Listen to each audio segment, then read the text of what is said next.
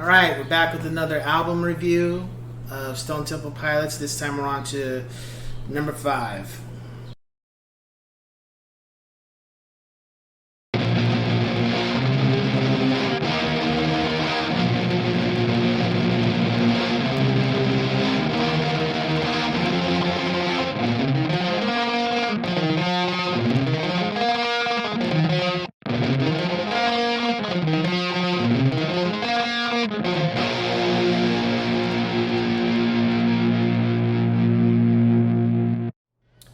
What's going on, ladies and gents in Cyberland? Coming back to you with another album review of Stone Temple Pilots' 5th album.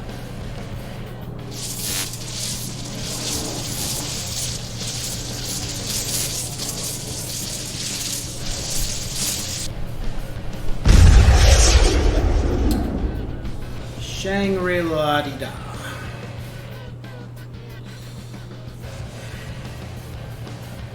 Now,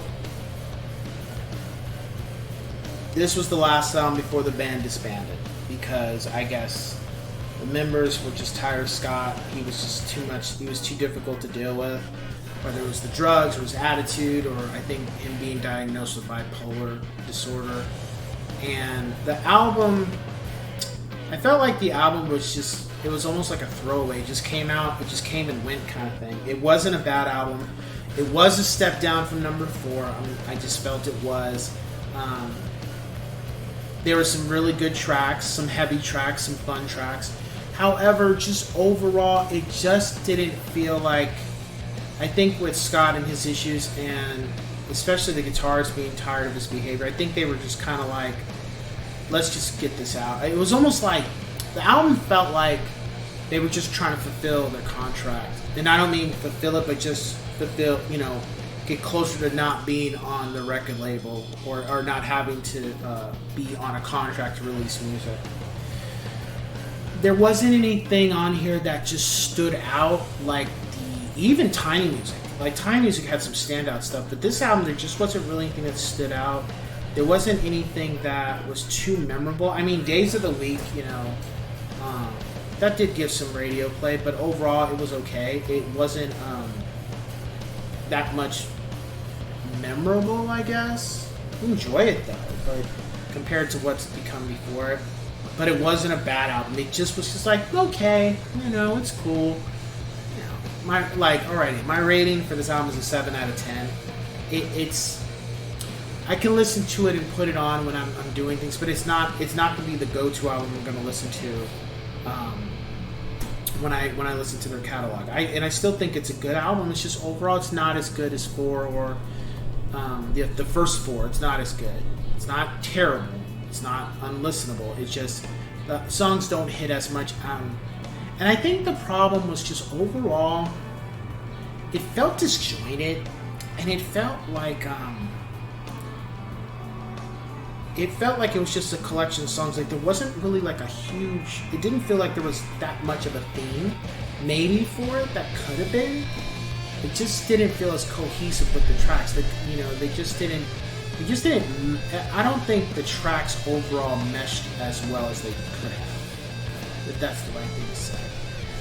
My top 5 tracks were Dumb Love, Coma, Too Cold, Queenie, A Song for Sleeping, and Hollywood Bitch. Hollywood Bitch, at first I was like, what?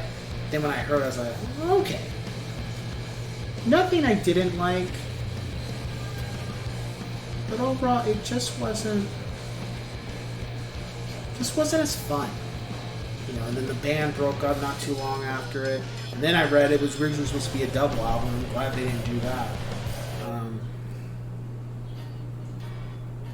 I don't even know if a lot of the songs even got performed live because the band broke up and stuff. Because then after it broke up, the 3 members went and formed Army of Anyone, I think, with Richard Patrick.